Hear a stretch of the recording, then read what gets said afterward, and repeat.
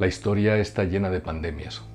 Aunque los historiadores siempre somos despreciados por los políticos porque nos dedicamos al pasado, en realidad somos como arúspices etruscos porque vemos el futuro, especialmente cuando se cometen los mismos errores que en la antigüedad.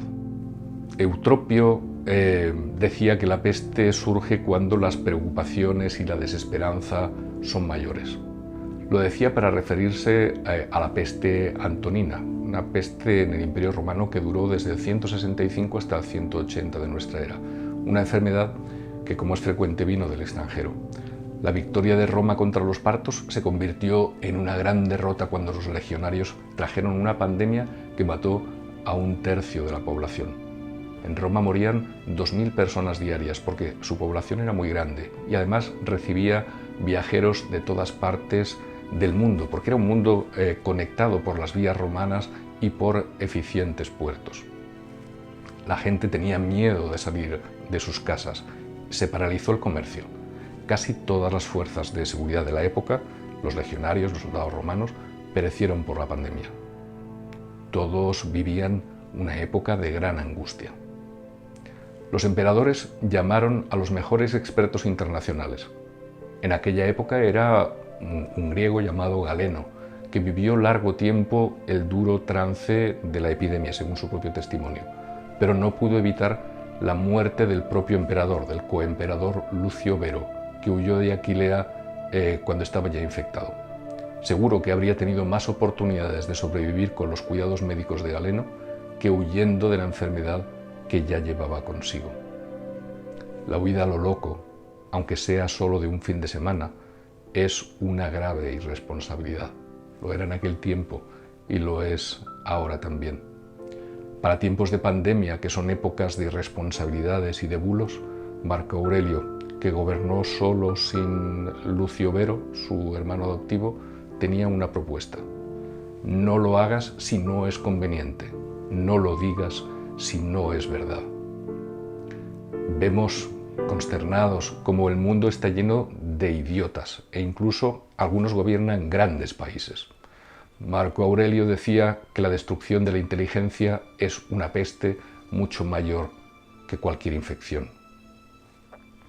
Marco Aurelio fue el gobernante más honrado y coherente de la historia de Roma. Ojalá tuviésemos a alguien como él en el gobierno o en la oposición. Tenía la idea de una constitución basada en la igualdad ante la ley, regida por la equidad y la libertad de expresión igual para todos. Es una cita exacta. Como la gente de aquel tiempo no conocía soluciones médicas, recurrió a la magia y a los milagros. Muchos escribían en salmos en los dinteles de sus puertas como si los virus supiesen leer, pero con esa falsa esperanza de seguridad perecían. Se agotó el tesoro público, porque los gastos eran enormes, los gastos médicos, y el emperador Marco Aurelio hizo lo que hacen los políticos que merecen serlo. Subastó sus bienes personales durante 2 meses. Hay políticos miserables que en medio de las crisis más espantosas se suben el sueldo, o aún peor, reducen el presupuesto de sanidad, que no solo es robar a los ciudadanos que la han pagado con sus impuestos, sino que es condenarlos. Si alguna vez veis eso, por favor, votad a otros, a quien sea. Marco Aurelio, que trabajaba seriamente por su pueblo, reorganizó los servicios públicos, impulsó reformas legislativas en favor de las personas en riesgo, incluidas las mujeres, los niños o los esclavos. Haced una traducción a nuestros días. La enfermedad volvió a estallar 9 años más tarde. Murió la mujer de Marco Aurelio, 8 de sus 13 hijos. Marco Aurelio también murió por la peste tras 7 días de penosa enfermedad. En su agonía pronunció estas palabras: no lloréis por mí, pensad en la pestilencia y en la muerte de tantos otros. El mundo antiguo nunca volvió a ser igual después de la pandemia.